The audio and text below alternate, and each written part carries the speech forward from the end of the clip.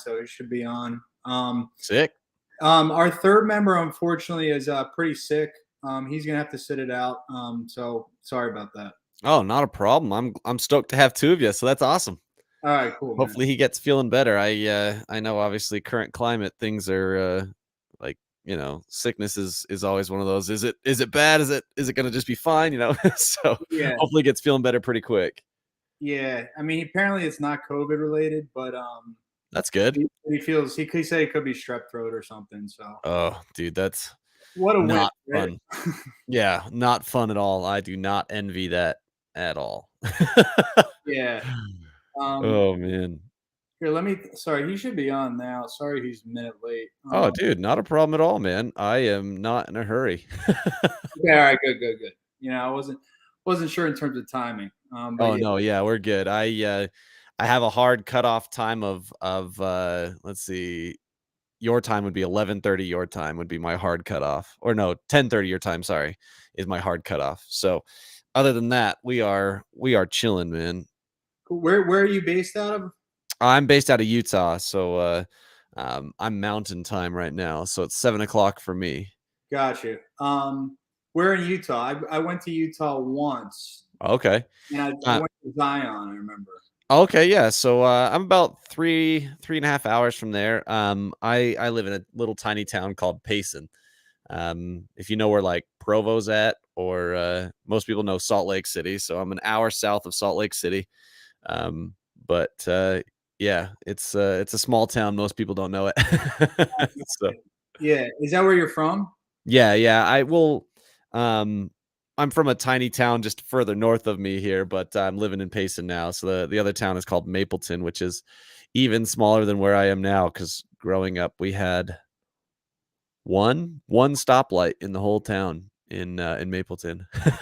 Oh, damn. Okay, yeah. So real small town. Yeah. We basically we bordered two bigger cities, right? But we were tucked away against the mountainside, and then the other two cities were the kind of hubs that we would go to. I went to school in one of those cities because my city wasn't big enough to have its own high school.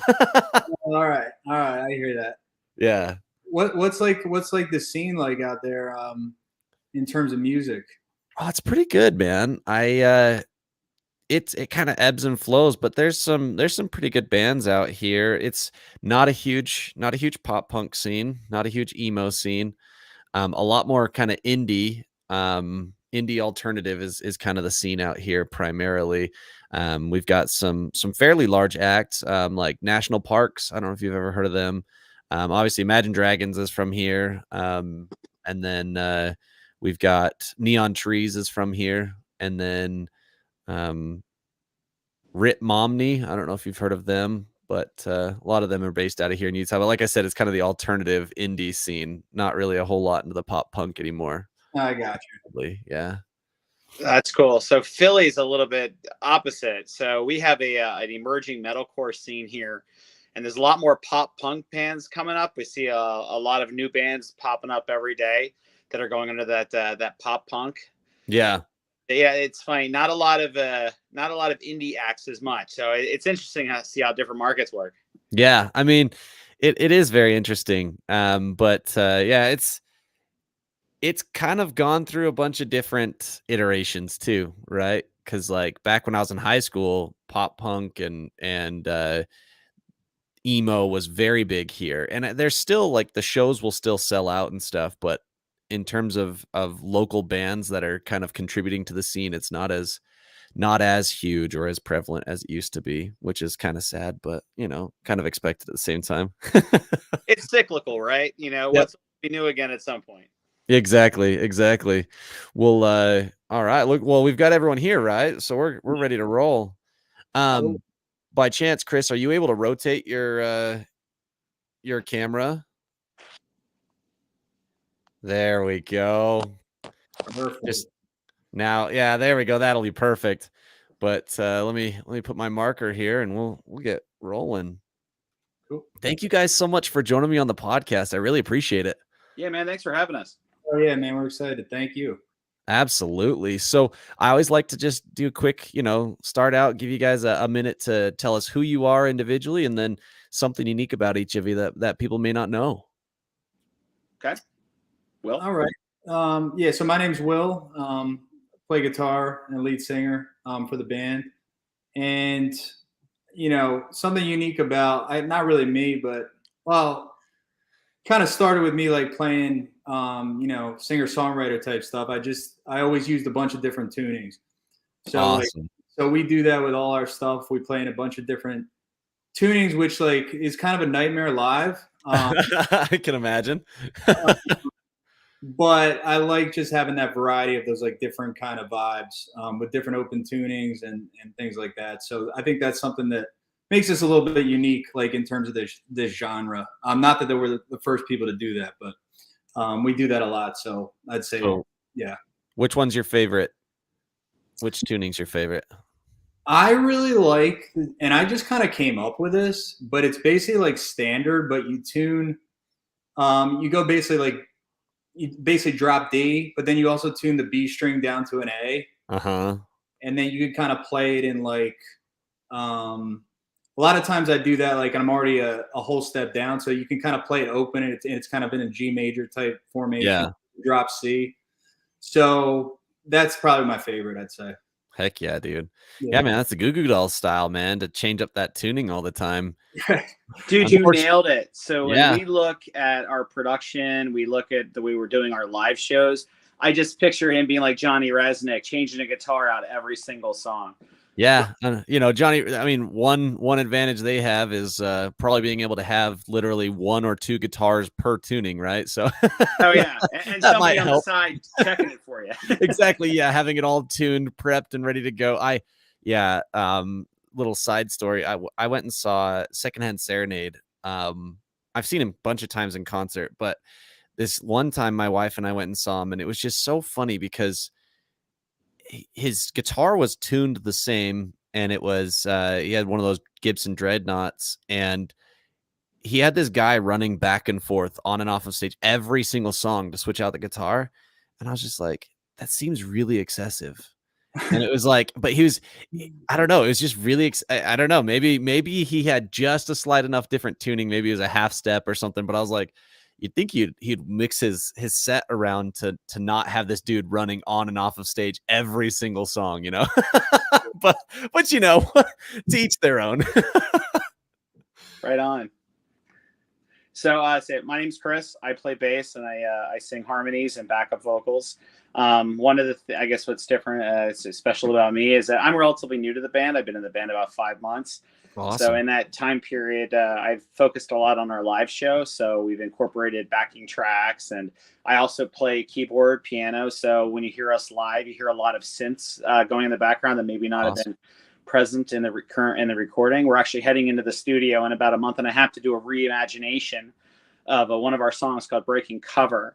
So awesome. Right now it's a little bit more of an edge to it. By the time we're done with it, it's going to be more of a I don't want to say an indie, but it's going to have a lot more of a Goo Goo Dolls flair to it. A lot of strings, a lot of acoustics, and a little bit more production on it. We're really looking forward to it.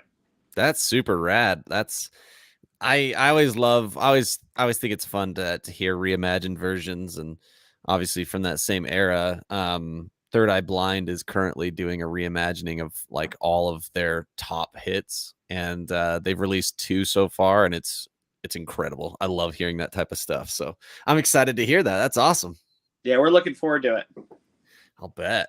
So real quick with White Shores, you guys have been obviously you released your debut EP in 2020, right?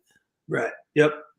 And so tell me real quick, Will, in terms of getting it started, you said you obviously used to do a bunch of the singer-songwriter type stuff. Did it just naturally evolve into White Shores, or was there kind of a concerted effort to make it a full band thing and change things up a bit from your personal perspective? Well, like long story short, like I was in New York for a few years, and then I moved back to Philly where I'm from, and like I just knew I really wanted to pursue music, like, and I'd been pursuing it, but not to the degree I wanted. So I just like started releasing some, solo stuff, but I always knew like the sound I was going for would be best in a full band setting. So like I just kept my ears out, kept my eyes out. And right in the middle of the pandemic, like so I connected with Caleb, the drummer, on like, the Craigslist musician forum. Mm-hmm. I think he had an ad out like looking to put a band together. So that's how we initially connected, and basically we found out like, we had similar influences and a similar sound we were going for.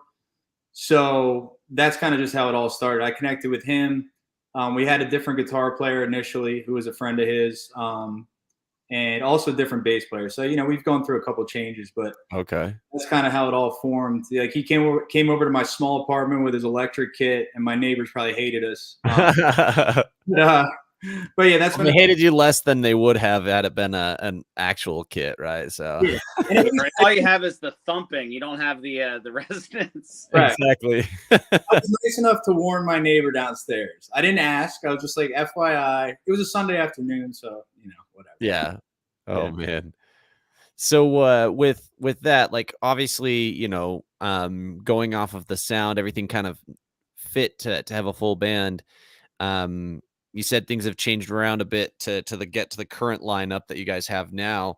Was it just kind of trying to find people who are committed like you were, or was it just kind of trying to find the right fit musically? Because between you and Caleb being able to stay constant, that there was obviously, you said influences were important in that. So is that kind of what was driving to get Chris into the band? Yeah, well, I'd say, we've gone through, probably, I guess, 3 changes so far. I'd say 2 of them weren't really anything. None of them were artistic differences. Like 2 of them, it was more like a time commitment thing, I'd say. Like, Okay. we were trying to like, like ramp the band up, like, and kind of the attitude, like, if we want to keep pushing this thing, we got to put more work in. And a couple guys, just like their lifestyles, they like couldn't commit to that. Yeah. And then our former bear, that was circumstantial. He's in New York City, like studying music in grad school right now. So he just didn't have the time That makes to sense. put into it. But we've never really had any, knock on wood thus far, severe, like, not like, nothing crazy in terms of direction of the band or anything like that. Everyone's always pretty much been on the same page. That's awesome. Yeah. And three's kind of a magical number, but a kind of an awkward one for live performance. Is it? Are you guys planning on staying as a trio, as a 3-piece? Chris, you want to take it? Sure. No, we'd eventually like to have somebody else on stage with us.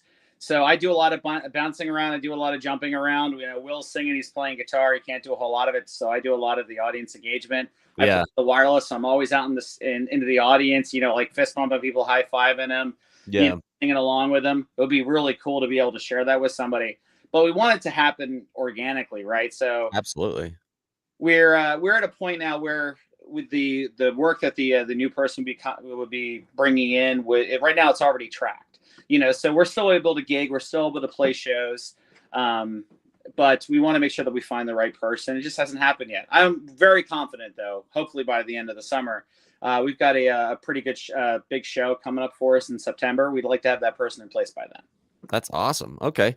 Yeah, because like I said, like 3 is kind of a cool number when it comes to writing and being able to kind of come to a nice direction. But that live performance does become a little bit more difficult. You have a little bit less freedom because, correct me if I'm wrong, but when you're relying on backing tracks, you have slightly less freedom up there on stage to kind of play into the crowd and play into that energy. Absolutely. You really are playing. I don't like calling them shackles because they give us a lot of opportunity to bring instruments that we might not have on stage. I'm awesome, but I can't play string, like keyboards and bass and sing at the same time. Yeah. To be like Geddy Lee or whatever like that, but I just don't. I don't have it in me. So I don't know if we'd ever completely get away from tracks, but you definitely lose some of the energy. Yeah. Well,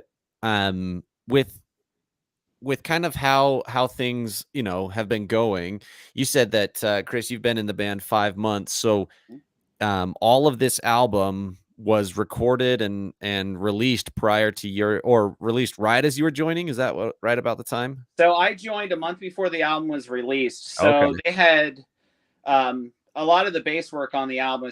I think about half of, Will correct me if I'm wrong, was done in production because they Okay. didn't have a bass player at the time. When we go into the studio for the reimagination, I'll be on that. We're releasing we're recording a new EP coming the end of the summer, and I'll be on that as well. Okay. Sick. Yeah, are there like things that you are actively excited to change, or that you have actively changed from the bass parts that were there? Because obviously, as I was listening through the EP, there's some pretty cool bass parts in terms Mhm. of like they kind of had some runs and some licks that weren't necessarily just the standard holding the bass line, right? And so I'm curious to know whether, your idea is to kind of flip all that and maybe add to it, take away from it, change it up a bit. What's the plan? So I'm very fortunate in that the bass player that they had before, even though I've never met him, we play in a very similar style. Oh, okay. So I mean, we might be in like a pop punk emo pop genre where the bass player would just stay on that root note and just really hammer that. But I tend to bounce around a lot. I wouldn't say that it's anything to like Flea or Les Claypool or anything like that, but I definitely tend to add a little bit more of a rhythmic punch when I'm playing. So you'll probably hear a little bit more of that. But for the songs as they were written, I really, really like what the bass that was already there. I made a few changes a little bit to match Will's crazy tunings over here. And I play a 5-string, so I don't have to detune or anything like that. Okay. But I do find that I play things in different places than the previous bass player. I definitely use a little bit more low end. Like I'm a real big fan of the B, and I play a half step down, so just give a little bit more punch. Yeah. With some thick drop down tunings on there, strings. So Okay. it's not that much different, but I think it definitely has a little bit more balls to it. Okay. Well, and that's pretty cool, because obviously that's one of the advantages that you get as you bring in new blood, right? Is you always get kind of new ideas and fresh input from everyone. And Will, from your side, as it sounds like you're kind of the primary songwriter. You put out these melodies, you put out the melodies, and you have kind of the overall idea or framework of the song. Is that pretty accurate? Yeah, that's Okay. that's pretty much it. Like I usually come up with like the melodies and the parts, the initial lyrics, and I'll kind of bring it to these guys, and essentially, we end up changing a lot, but we kind of like I'll kind of come in with the kind of the general structure, and it's the type of thing where I might go in and kind of be like, this verse is fine, but like I don't think it's as good as it could be. So we kind of just come in and then we work on it once I kind of have those initial like ideas, kind of locked down. Yeah. And as as you're working with them and putting all this together, um, how much changes from that initial idea, um, you know, to when you actually put it out, go into the studio and lay down a track? How much kind of flexibility do you have as a songwriter to say, all right, I'm ready to let this thing be completely changed, or these are the things that have to stay the same? Kind of how does that change when you guys are going into the studio versus when you first write it down? Yeah, well, I think it depends on the song. Like we've been working on one of our new songs that we've already changed a bunch. I'm talking about Speak Your Truth. Yeah.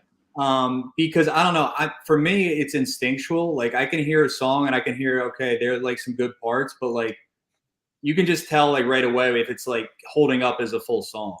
Um, Okay. so I think sometimes that happens and it's going to take a fair amount of tweaking.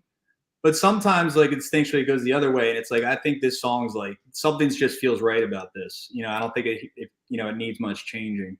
But I've gotten better with that like over the years because I'm like a sensitive dude, and I write something, people be like, no, I'd be like, no, like it's fine how it is. But now I'm kind of kind of found that gray area where it's like, okay, maybe it's good, but like, let's see if we can make it better. Mm-hmm. I've been able to kind of adapt to that. So it's the type of thing where I think we're all on the same page. Like we don't want to record anything until it's like all the parts are like 100% instead of like, for me, it used to be like with verses, like, okay, verse is fine. Like it does its job, but I'm more focused on the chorus. And now it's kind of like, let's make sure all these parts are, 100%. So that's kind of how it's like evolved a little bit. Yeah. Yeah. And I, kind of going back a little bit, I just had a thought that came to my mind from something you mentioned earlier. Is you obviously said that you were, up in upstate New York, or not in upstate, but you were up in New York, and you came back to Philly and decided to kind of put more focus on music.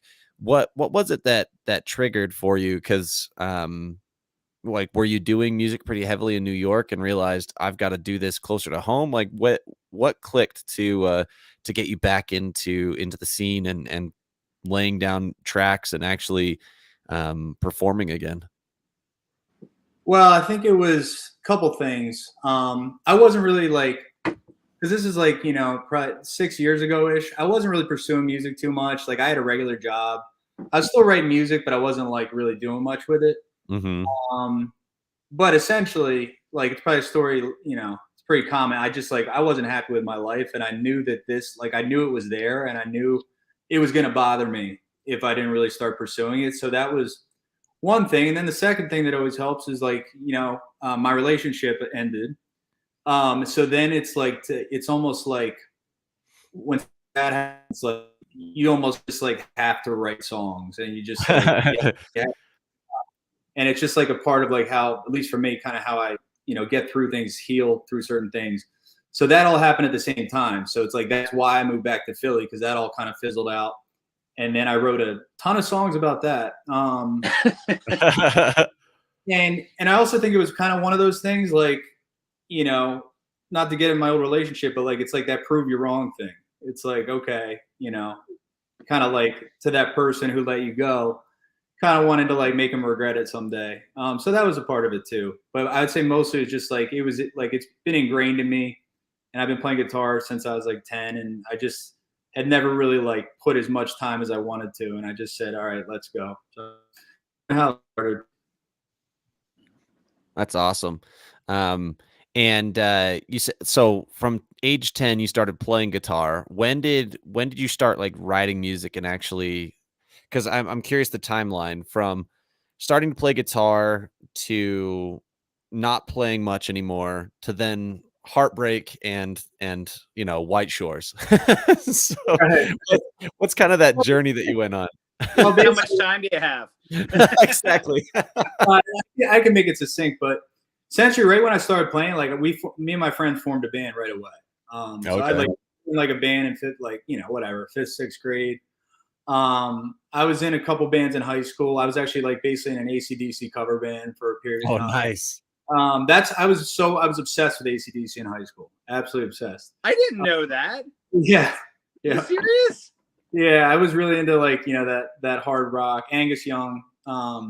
Were you the vocalist as well?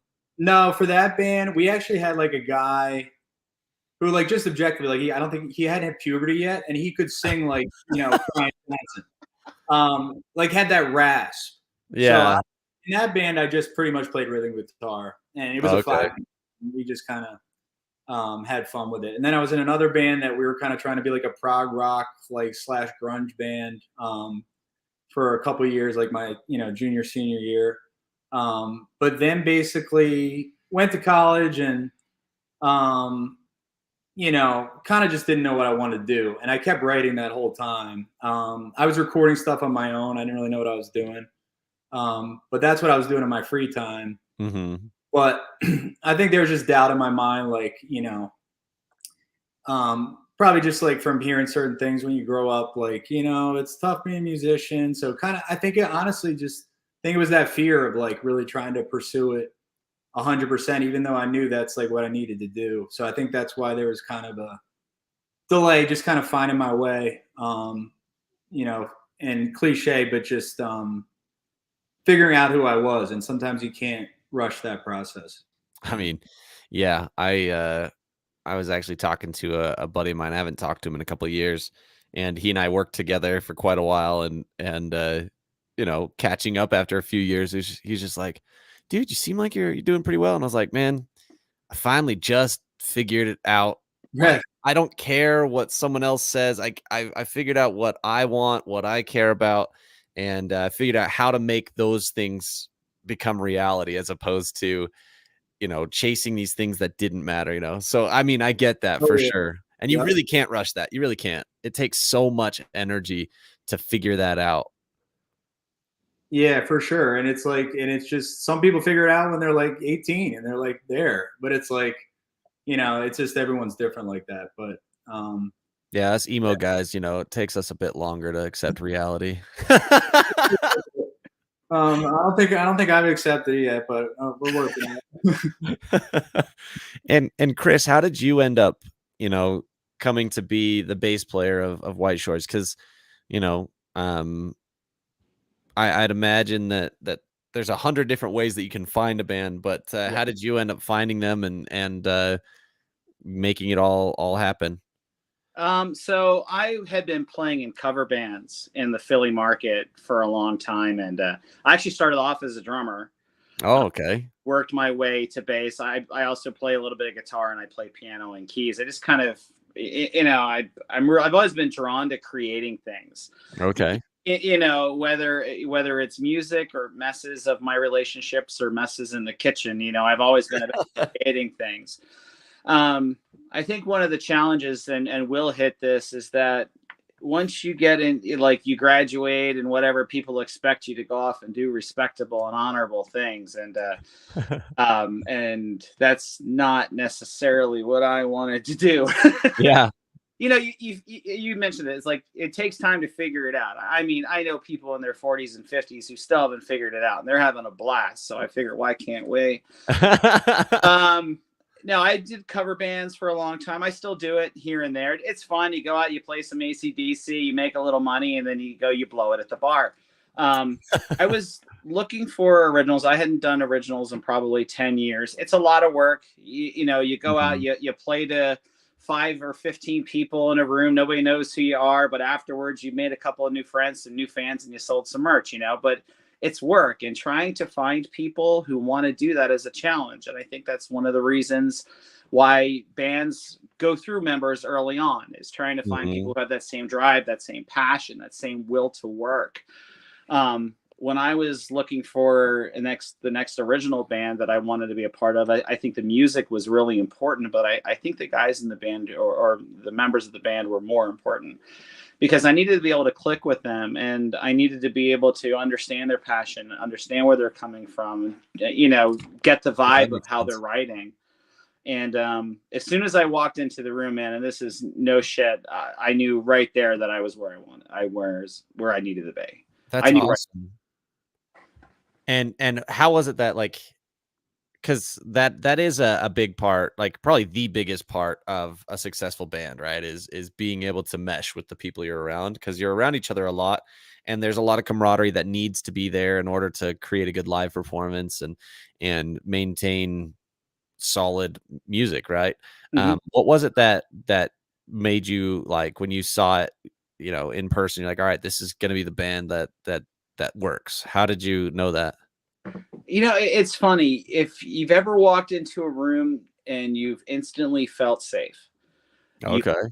you weren't being judged. You felt like you could just ask questions without being made to feel like an idiot. Um, when I walked in, these guys were just so welcoming of me, and we played 9 songs. I did it, and I mean, we hit it off so well, man, that we did a gig together the next week. We had one Oh, that's rehearsal. awesome. You know, we were still rehearsing, like the first audition, like, hey, you want to do a gig with us next week? It just clicked. Yeah. It And clicked. I was just gonna like the thing with Chris is like it was clear from the get go, like Chris really wanted to be in the band. Because like we put an ad out and Chris replied with like a 10 page, no, it wasn't 10 pages, but he wrote out a lot. Like he had already listened to all the songs, and he like went through what he liked about them. And then like like I think it was a few days later he came in for the rehearsal. He literally knew every single song. That's Like awesome. which was really cool. So but Chris, that's awesome you felt that way, man. I did, and I mean, honestly, I still feel that way. So, I mean, there's been a little bit of a lineup change. You know, when I joined, we were a 4-piece. Now we're a 3-piece. And as Will mentioned earlier, had nothing to do with musicianship or friendship or anything like that. The guy was awesome. He was a great guy. It was just a matter of, can you find a couple of people that are at the same commitment level that can, all right, you know, we need to sit here for 5 hours in the studio and hash this song out, you know, and it was a challenge. You know, it's a challenge for a lot of people. Absolutely. You know, kids at home, you know, they have other commitments that need to be met. And it was just really nice to be able to walk in and know that, okay, these guys are willing to put in the work. Yeah. And I think that's really what I was looking for. I really enjoy the creative process. I enjoy writing. I enjoy recording and, you know, sharing it out on social media, the bane of my existence. Dude, Yeah, I feel I like, really man, enjoy it. that's one of the most consistent themes for like, because I'm in the same boat when it comes to the peddling it on social media. That's the part that I have such a hard time getting on board. Not just like, I don't know, because I don't want to be either one of two different things. I don't want it to feel inauthentic, and I don't want it to feel like pandering to like, hey, look at me, I'm so cool, you know. And both of those things, that's what I feel like social media is, and so I have a hard time with that.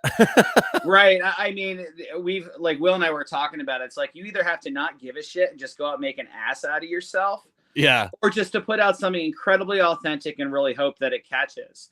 You know, and I think that's kind of where we are. You know, I think the days of us doing TikTok dances are probably over.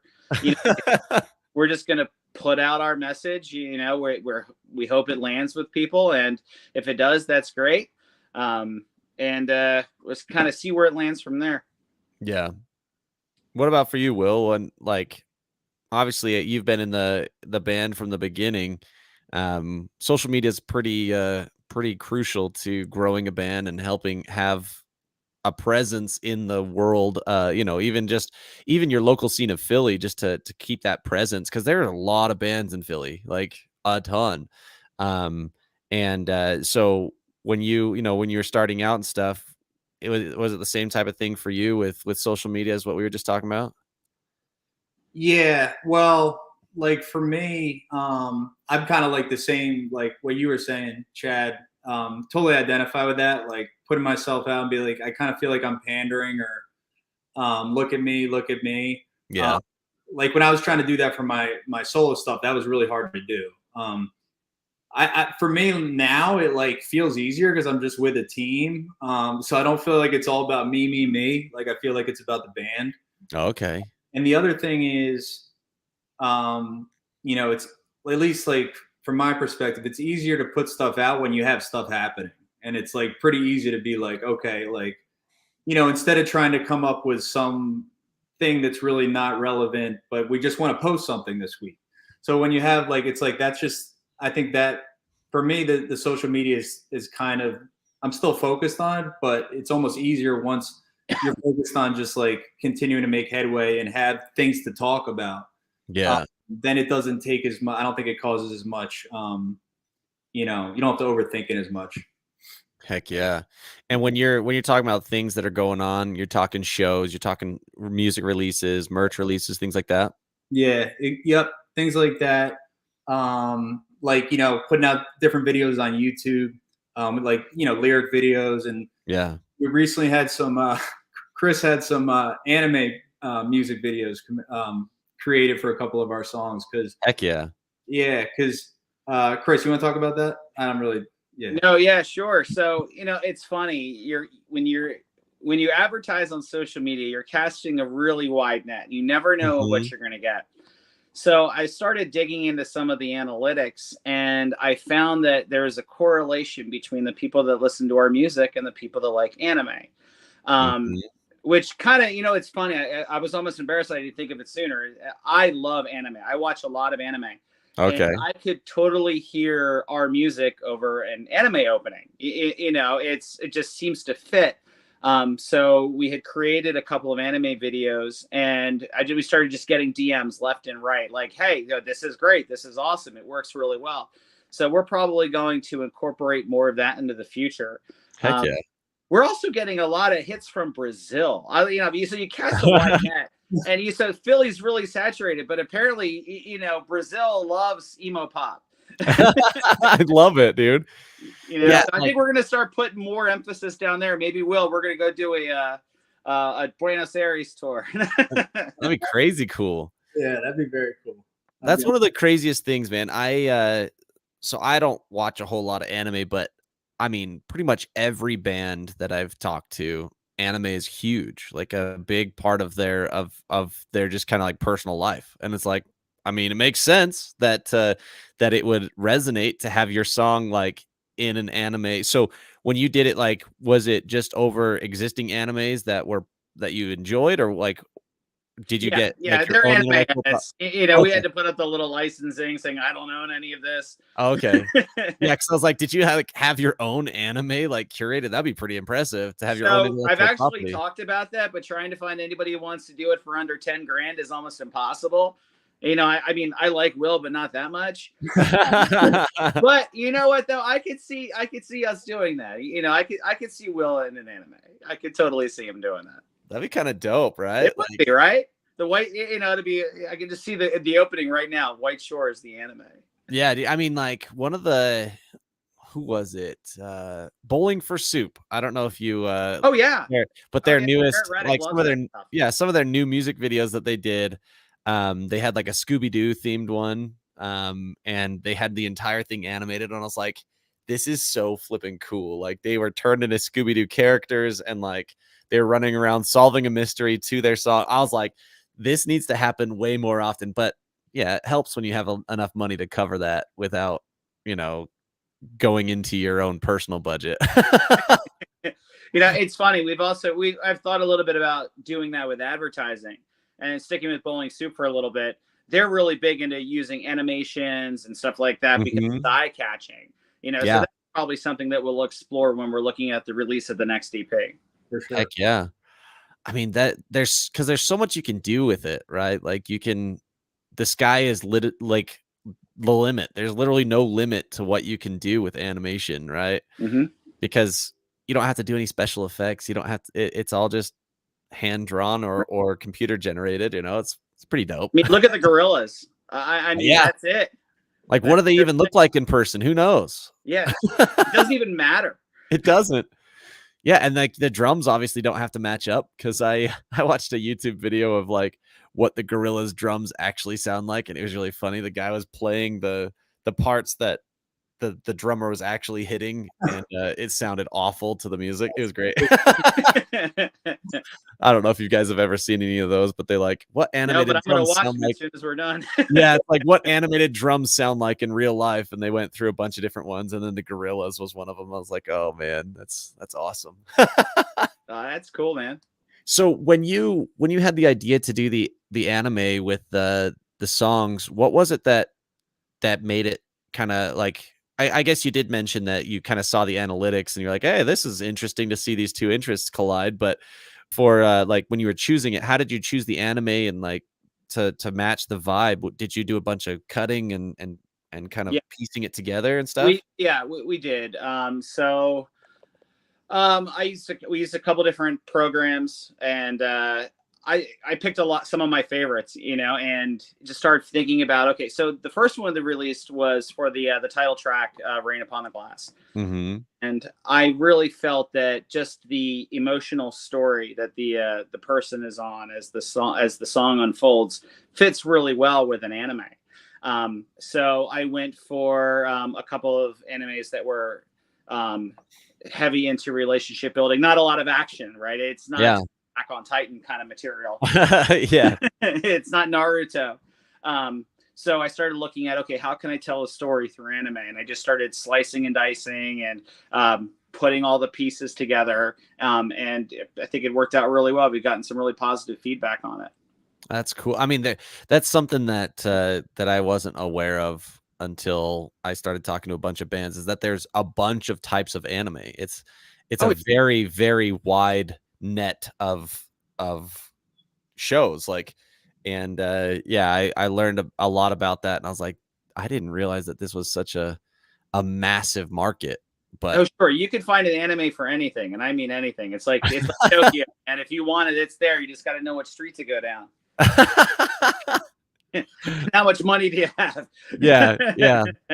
That's crazy. And Will, were you a big fan of anime prior as well, or? Well, no, I was gonna say, like, sorry, I'm being quiet. I honestly don't really know anything about anime, um, except for what Chris was like, yeah, like analytics say they like anime. Let's make some videos. I'm like, okay, but like I'm a total novice, but hopefully, if this keeps taking off, hopefully I'll learn as we go.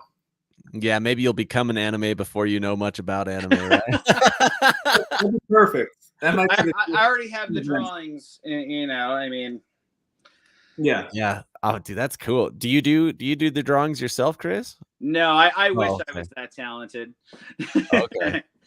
Yeah, my son just watched Spirited Away for the first time today. Oh, And, that's awesome. yeah, he told me it was super cool, and I still haven't seen it. I started watching it with him before I went to work, and I was like, this is kind of cool, aside from the fact that like I don't know, it was really weird. The parents just were like, screw you, kid, we don't care about you. We're gonna just not listen to you. That's Right. basically the attitude. And then there's pigs everywhere and stuff. Yeah, then they turn into pigs, and then I was like, all right, that's all I have. We time lost for. Will. We totally lost Will. He's like, who's Hayao Miyazaki? Yeah, yeah. These are things I should know, so I gotta get educated over here. It's all right, man. I'll put a course together. Thank you. I mean, I've heard that Spirited Away is one of like the easier ones to get into from like a general viewer's point of view, because there are some very niche animes, I think. Well, and Spirited Away and like all the Hayao Miyazaki ones are pretty similar in that there's really no bad guy. There's no. Oh, okay. There's not a lot of villain work. It's not like, say, like Attack on Titan, where it's, where there's some violence to it. It's a good introductory if you're just looking to say, like, okay, what is all this animation about? Yeah. So that'd be a good one for me to get my feet wet. Now I'm gonna have you watch Attack on Titan. That's gonna be a lot more for you.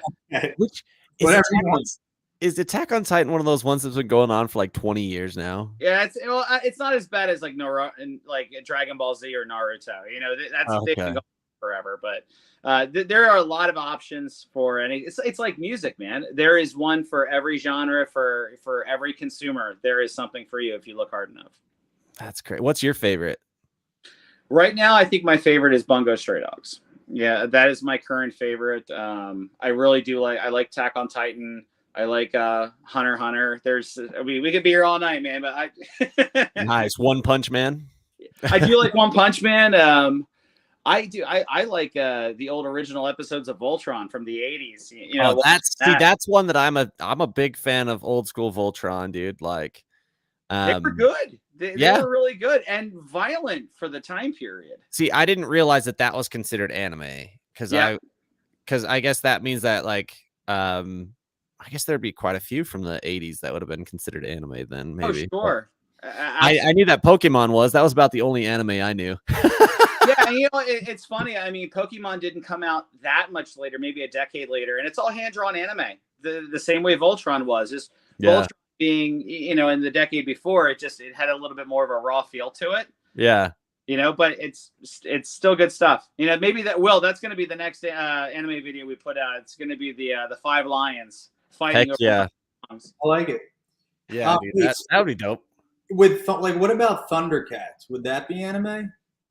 You know what? It might be. I have to look and see where it originated from. So we could go down the rabbit hole here. So I'm assuming Will watch Thundercats. Is that what you're saying, Will? I did. That was my jam. So I was thinking, because you said the 80s, and I know that was the 80s. So I'm like, okay. Yeah. I there's this you can actually see part of the picture right here, but there's this artist. I went to a little fair last week with my family, and he does like a bunch of really cool custom art that he draws. He does like marker and then watercolor, so Mhm. it's really a really cool combination. And he did a few animes, and he did a few of like those old 80s cartoons and stuff. And one of the coolest things that he did was he took like Voltron characters and took like the old Scooby-Doo bus, and he took all these different like vehicles right from the 80s and 90s and turned them all into transformers of their own. One of Oh, the that's coolest cool. things, yeah, one of the coolest things I saw, because he, obviously had the regular Transformers, but when you see the Mystery Machine as a Transformer, you're like, that's cool. Or Knight Rider as a Transformer, or like That's these awesome. Voltron, yeah, like the Voltron cats as like Transformers. It was pretty dope.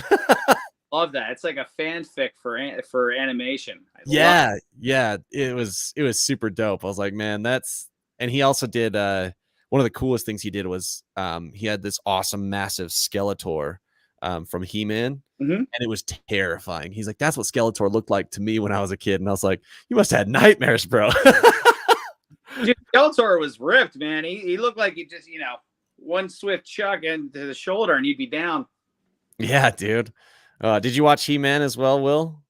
Yeah, I did watch He-Man. My older brother was obsessed with He-Man, so yeah, I remember seeing that like the actual motion picture and that was pretty damn terrifying when you're like 4 or 5 years old. So I'll bet. I That's should watch crazy. that again. I feel like that'd be worth it. That's a good rewatchable. Dolph Oh Lundgren. yeah, I've never seen the live action one. I don't know. I didn't even know that existed. Oh, yeah, I think it must have been the late 80s, early 90s. I remember. Yeah, yeah. I remember I watched that in the 90s, and it does not age well. And all even back then, it was like, really?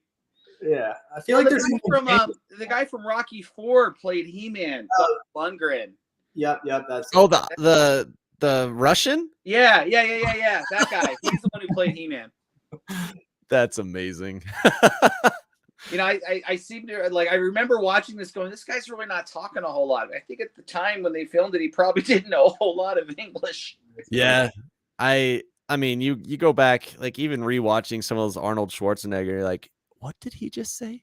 That wasn't English, was it? And then I imagine it's the same thing with that guy from Rocky. It's like, was that English? I don't know if that was English. It's funny. I remember in the 90s, like me and a bunch of buddies, we would just have like an action movie night, right? You get a bunch of popcorn. My brother would come over, like they'd buy us beer and shit, and we'd sit there and watch a whole bunch of action movies. And the Schwarzenegger movies were the best because some of the early ones were so bad, but they were good. Which ones do you think? Which ones are you talking about? So bad that they're good. Oh yeah, it's like either any like a Predator, or like Conan the Barbarian. I never watched Conan, but Predator was. You had kind of an all-star cast around You really this one did. guy who was kind of like a terrible actor, but he was ripped, and so you're like, it was believable that he was just this leader, I guess. Yeah, I loved that when I thought it was a good movie. I thought it was a good Oh, I loved Predator, man. Yeah, like the oiled up skin that they just constantly were shining the entire movie. They were glimmering. And it's like makes sense because they're supposed to be like in this sweaty jungle, but Yeah. So that's a good segue. I mean, Will's a personal trainer. oh, for real? I think like when he's got his clients, he's like, little baby oil here. Make it look effortless. Yeah, well, no oil for me, but yeah, that's how I pay the bills. That's awesome, dude. Yeah, it's not bad. It's not a bad gig, but like Chris is like an HR director, so he's a big cheese. I mean, you guys got real jobs. That's good. Well, we have 2 full-time jobs. Well, that's the goal, right? Like you've got music full time, and then the bill payer full time, right? Like that's kind of what you do. I mean, here we are. It's what time of night it is, right? I mean, you do what you can when you can. Yep. Yeah. It's I talk about it all the time, but like the amount of dedication and hard work that musicians put in is next level. Sometimes, like because it's more than just the work. There's a lot of emotional work involved in being able to consistently show up and be like, all right, because I mean, even for me, like I work full time throughout the day and then do the podcast in the evenings, and I'm like, I got to make sure that mentally I'm on top of it. But it's like it's a one time thing, you know. You guys, it's like, oh well, we got to write this song, got to tweak the song, we got to practice the song, we got to record it, we got to perform it, and it's like there's a lot more steps involved. Yeah, I mean, and one of the things is making sure that we're all together, aligned with the way the song is going. So you mentioned we talked about songwriting earlier. So Will living in his apartment, we talked about, you can't have live drums, and it's the same thing. You can't have blaring guitars. Yeah. So Will writes a lot of his stuff on acoustic, knowing that we're going to transition it to a full band. So one of the things that he'll do is he'll send us like a FaceTime video or something. He'll quick record something on his acoustic on his phone, send it to us, and then we have to dissect it. So just kind of getting through that process to understand, okay, what are the segments of the song? What's the current structure of the song? Do we think that we could make some changes or improvements while still keeping the integrity? I think that's when Caleb and I are looking at the music that Will brings to us, one of the things that we look at is, okay, what's really driving this song? And how do we maintain that integrity and just make it White Shores? Yeah. And I think we've really gotten to a good groove with that. So I'm super stoked to be recording this next batch of music in the fall. I'll bet. And Will, does the transition or the translation from acoustic to electric, is it pretty one-to-one? Because I know sometimes that's a pretty big issue when you're trying to take something from the acoustic guitar and transition to a full band effort. Right. Well, like I think we're still kind of figuring that out. Like I think when we first started, it was like, okay, we're gonna be an electric band, and we're like, okay, so like anything like I write an acoustic, I'm just gonna play it electric. I think we're like, with this new EP we'll be doing, like we're gonna be a little more open to maybe saying like, this song it might be best if we keep an acoustic in it, because I think we were probably in the beginning trying to be like, we just want to be one of those bands that never uses acoustic, Yeah. kind of like straight. Because I think when we first started, we were kind of more thinking pop punk, like that kind of just straight up pop punk, but it's kind of evolved to more like an emo pop. Obviously, there's like a lot of crossover. Yeah. But like the emo pop genre, I feel like lends to a little more, potentially some more like working in some acoustics. So Yeah. I think these days we're kind of more taking it, by the song and what's going to serve the song best, as opposed to trying to say, okay, we just want to try to be this type of band that's all electric. We're just focused, I guess, more just on the creative aspect of each one. Yeah. And do you ever consider are you ever concerned with what you've released before and trying to kind of make it all mesh, like to kind of, because obviously in a live performance you're going to be running into, all right, well now we have to make a cohesive set list from old songs to new songs and make it all flow, but you also want to make sure, like what you just said, keep that integrity of what the song is rather than trying to force it into something that it's not. So how do you play that balancing act?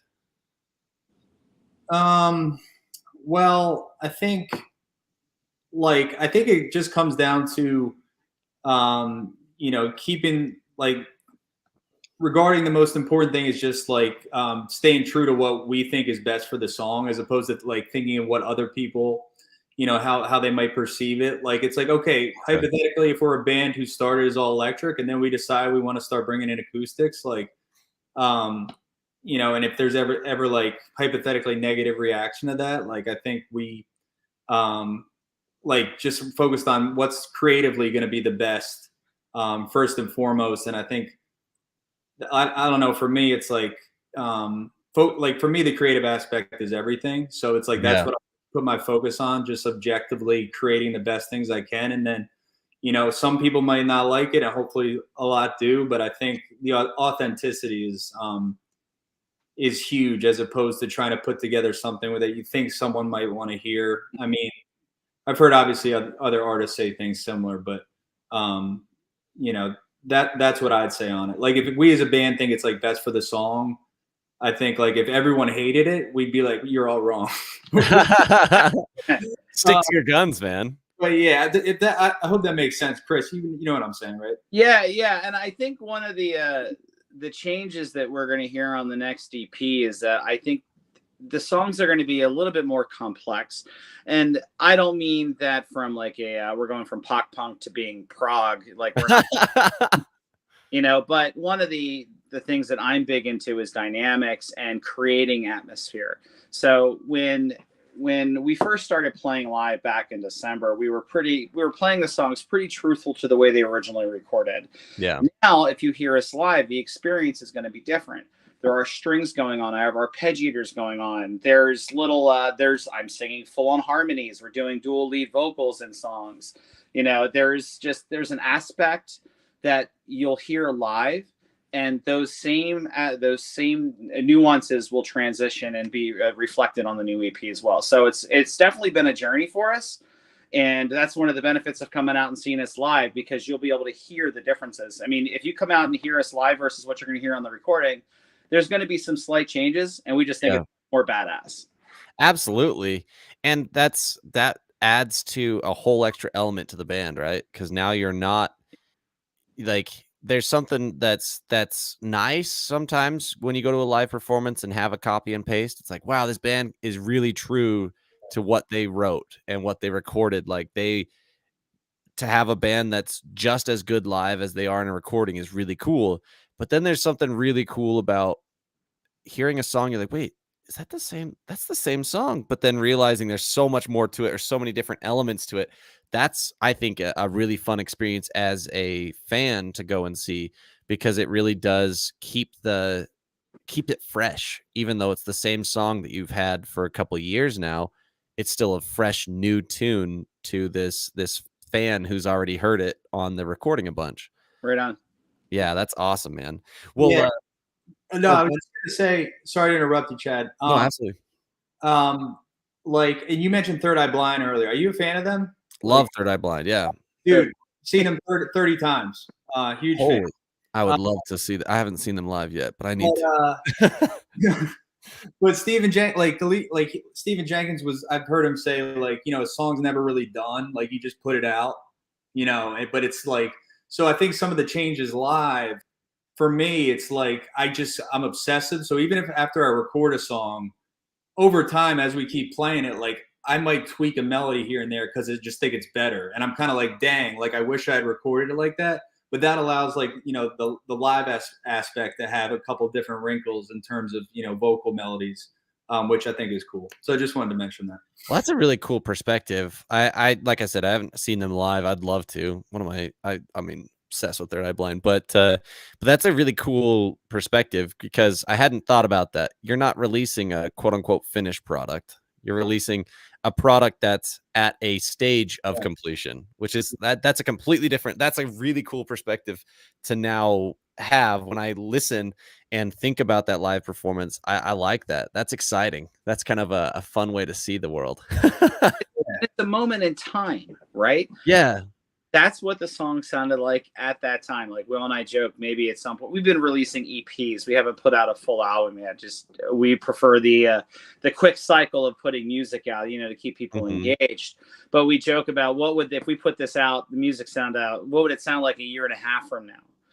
It's not. I don't think it would transition so much. It's not going to be White Shores Polka. I definitely think it would have a different take on it, and that kind of that willingness to change things and be open-minded and be willing to be fluid in the situation and take on other people's perspectives and be willing to not be steadfast in that this is the way it was recording, this is the way it's going to be. I think that's one of the reasons why I'm so excited about it. Yeah.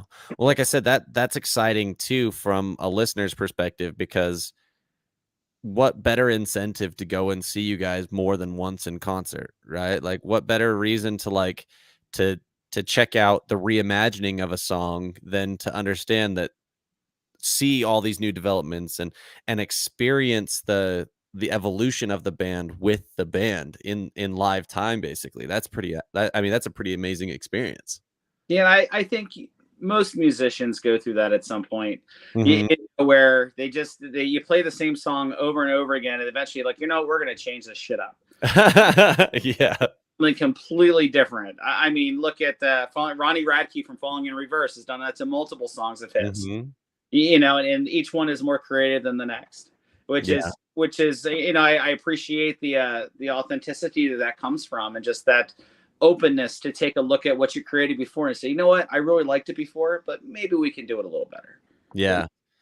And not being scared of what a fan might say, because Absolutely. that's I feel like that would be the scariest part, or the most difficult part, is to realize there's someone who loves this version of this song because that's their version. And then the moment that you step in and do some changing and some tweaking, you could upset that person. And I kind of like what you said, Will, earlier, where it's like you guys would just kind of stick to your guns and say, well, you're wrong. Not in such a harsh way, but I like that attitude of, we have confidence in what we're making and who we are, to say we know that this is the best version that we have right now. Yeah, yeah, exactly. And you know, I think it kind of translates over, like, you know, in terms of sometimes with labels and stuff like that, when, you know, labels want you to change certain things. And again, I'm like, Stephen Jenkins has talked a lot about this, but like, you know, not giving into that necessarily, like, oh, they're the experts, so or like the fans think, you know, we should change this, so we should change it, and like, just like, you know, listening to that instinct, but like being objective, like when things are good, or, you know, or we're writing stuff and it sucks, you know, but just like kind of having that faith in ourselves, kind of as a unit. That's incredible. I love it, man. That's so awesome. Well, real quick, before we call it quits, and first off, thank you so much for your guys' time. Absolutely awesome being able to talk with you. Yeah, like But I always like to end with just a few random, completely unrelated to music questions. You guys still have a couple minutes? I do. We do. Awesome. All right. So I'm actually really curious from your perspective, Will, because this first one, I eat way too much candy. I am a sugar holic. I eat way too much sugar and candy and desserts. So I'm you know, this first one is, what is your favorite candy and or dessert? Ooh, I would have to say it's probably pretty cliche, but Reese's peanut butter cups. Love it, dude. I mean, that is one of the most common answers. I do love it. Can't beat it. It's a good one. What about you, Chris? You stole my answer. Okay, I mean, You totally stole my answer. Okay. If I were to take a second, it would be, and I had it tonight. Will, you're gonna be pissed at me. You know, coming to the personal trainer, I went to Dairy Queen and had a peanut butter cup blizzard. oh, dude, Oh, that's heavenly, man. Oh God. And I have They a Dairy are. Queen right down the street. You know, it's so bad. It's like siren song calling to me. I hear it now. I gotta go. I never bring the fitness stuff into the band. I never. He does. No, but I wrote Chris a program because he asked me, but I don't think he's actually done it yet. But I read it. I let those. I read it. Oh, that's incredible. I read it. I read it. It was very well done. Good job, Chris. Yeah. Oh man, the irony of this whole situation is, today I was like, I usually go at like lunchtime to the gym, and today I was like, Sarah, my wife, I was telling her, I was like, I'm just too lazy today. I'm just not gonna go. And now I'm like, dang it, I'm talking to a personal trainer and I didn't go to the gym today. Oh, what a failure. Yeah, I mean, I work out at home. Like, I do a lot of cardio. Like, That's awesome. All time right behind me. You know, but it doesn't do any good when you're like, oh, I just blew 300 calories. Yeah, you just ate 5 with that blizzard. Oh man. Yeah, that's always my problem is, like I said, I eat way too much candy and sugar and stuff. So it like, those calories count up real fast. They add up real fast. But we burn them through the creative process. That's yeah. Mental calorie burn. That's what it is. All right, next one here for you. This one, sometimes it's hard to come up with your number one favorite. So, you know, if you want to do your favorite trilogy or series of movies, or even your top 3, but favorite movie. Favorite movie. Chris, you want to go first? I'm still thinking. You watch TV, Will? I would say oh man, I gotta go with the ultimate cliche, Empire Strikes Back. So great, man. You know, it's. I remember watching it like it had already come out like 10 years when I started watching it, and it just hooked me in. I love that one, dude. You know, there are so many good movies out there, but I'll give you a second. One is I just saw the new Top Gun movie and I really dug it. I've heard it's really good. My wife and I are gonna go see it this week. So it was really good. I highly recommend it. We saw it in 4D, like with the chairs that move and shit. Dude, that was badass. I'd never seen a movie like that in that environment before. It was fun. Yeah, those D-box seats are fun. When you're like they have you in the seat, and then when like the planes are shifting and you're like moving around with it, oh, it was awesome. I may have to take her to that version because I saw Ready Player One in D-box. That was pretty cool. Dude, that's an awesome movie. So great, one of the greatest, dude. Yeah. But yeah, like in D-box, it was really rad. Like when you're like flying through the Oasis, and you're like, "What the freak? This is amazing!" Yeah, it was absolutely fun. All right, Will, did you think of a movie yet? Yeah, I thought of a few. They're kind of on opposite ends. I really like Braveheart a lot. I think that's a great one. All these movies, I have two others, but like, you know, heavy in terms of the emotion. Like I love that with the music. So Braveheart, I really like. Randomly, I like Silver Linings Playbook a lot. Knew you were gonna say Silver Linings. You are such an emo. And next is gonna be like, I like The Notebook. I'm saying. The Notebook, that's actually a little bit over the top for me. But I do also, another really good one is Castaway. Great movie. Okay. Like when he's back and like she's moved on without him, and there's that scene in the rain with the music, like ow, like my heart. Yeah, dude. There was a podcast where it's a bunch of actors just kind of around a round table talking about their different roles, and the one with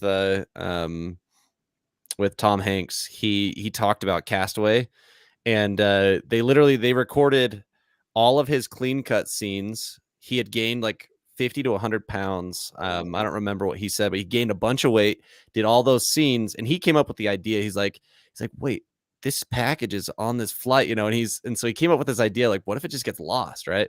And so he does all of those scenes, and then literally they record all of that, and then a year later he loses all that weight, grows out his beard, and then does the remainder of the movie as recording. So he recorded in 2 separate years. Oh my god! And to maintain all of that, pretty incredible. But he's one of my favorite, dude. Tom Hanks. Your craft. Yeah, dude, he's so freaking awesome. Yeah. All right, last one here for you guys. This one is always fun because it's takes completely away from the music. But what's your favorite non-music related hobby? Something you love doing that just has nothing to do with music. Well, I do like working out. I mean, that's kind of how I started. Like this was like a passion, you know, so it's like a good kind of like side job to have. But yeah, lifting weights, get in my own zone with the headphones and just get that adrenaline going. And, you know, it's kind of that escape zone. I mean, I always say like, it seems like sometimes you think music and fitness, but like, they're both kind of forms of escape in a way. Mm-hmm. Yeah. So for me, that's kind of like, that helps me mentally kind of unwind and everything. Absolutely. I like eating. I love it, dude. I love it. I mean, that's a great one. Yeah, we have the fit professional and the fat professional here. You know, you know, I stick around. I tell jokes. You know, it's I really enjoy traveling. I am a huge. Awesome. I love traveling. I'm infatuated with other cultures. I have always been somebody willing to try new things. We're planning a lot of foreign travel over the next couple of years. I said my daughter and I are huge into anime, so we're planning a Japanese trip. Heck you know, I go out of my way to learn as much as I can about other cultures. I've listened to a lot of different styles of music. I listen to a lot of. It's funny. I'll pull up the Ethiopian Spotify playlist. You know, I listen to jazz beats from Nigeria, all kinds of stuff. Just trying to come up with new ideas for music. Anything I can do to help broaden my horizons a little bit. That's cool. Yeah, the more you know, the better off we're. You know, I think we're all going to be. Oh, I agree with that. Where's your favorite place you've traveled to? Right now, it would probably have to be Germany. hands down. Okay. Yeah, I mean, when you've got kids walking around with, with open beers and they're all behaving themselves because they know how to handle their alcohol, we, they're exposed to it when they're 14. So by the time they're 18 and they can drink it legally, they know how to handle themselves for the most part. That's funny. Wouldn't work in Philly. Yeah, I mean, isn't Philly a pretty unruly city at times? Like, we have our moments, especially when we win the Super Bowl. Yeah, that's what I was. Or when you win or you lose, right? Either way, it's the city gets trashed, right? Either way, you wouldn't want to work for the streets department afterwards because you're picking shit up for the next week and a half. Oh man. Yeah, but I mean, so basically, go Cowboys, right? Is that? I'm God! Oh God! Delete. There are plenty of Cowboys fans around because there are people who are from this area, but they just want to be like contrarians, so they just become Cowboys fans. Oh one of my buddies, he is anti-Eagles because he's a big Cowboys guy, and I was like, dude, I mean, genuinely, like, I had a team for a while, and then they're pretty much not a team anymore. The Houston Texans are pretty much useless. They might as well just kind of disband and try and restart. Right. Well, that's the second try, right? Because it was the Houston Oilers, right? And then the Oilers, and then Tennessee stole it, and then Tennessee's like, actually, we don't want that anymore. We're just going to be the Titans now. And it's like, wait, you stole our name, and now you're just going to drop it, you jerks. That sounds like Will. That's lyric fodder for you right there. There you go. You steal my team and change the name. What the hell is that shit about? That's some good, emotion, some good emo. Yeah. Oh man. Sports emo. Sports emo. A whole new genre. Yeah. Oh man. That'll be an interesting one. I mean, when it comes down to it, Pennsylvania would be the place to do that, right? Pittsburgh and Philly, just like the sports and the music run deep in those cities. So yeah, true. There's a lot of history here. I mean, a lot of bands that come out of the Philly, Pennsylvania area. I have a sticker on my water bottle of one of them. Oh yeah, look at that. Great skill. Love those guys. Yeah, super stellar.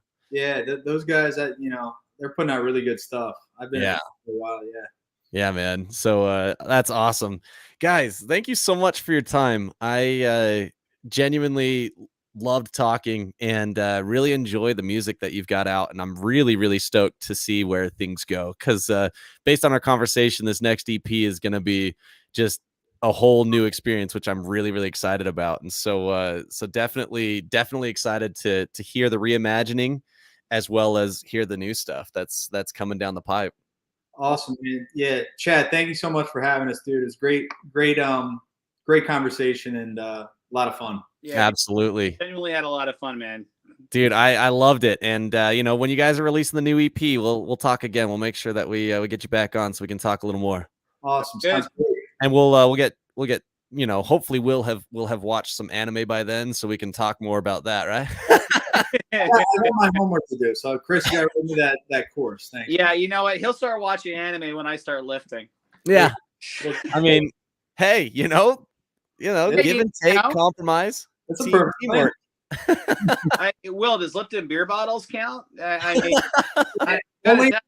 has to be frozen. Oh, good. Okay, good. Hey, Chad, thanks for your time, man. We really appreciate it. Absolutely. You guys have a stellar evening. You too. All right. Peace out. Peace out.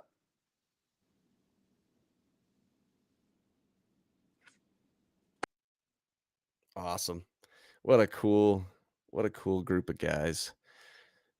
Well, we have a back-to-backer tonight. So in 15 minutes, I go live again, this time with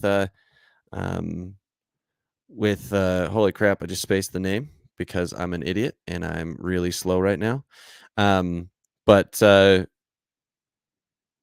Suitable Miss. I knew it. I just couldn't think in the second. So 15 minutes. We will see you again. So catch you then.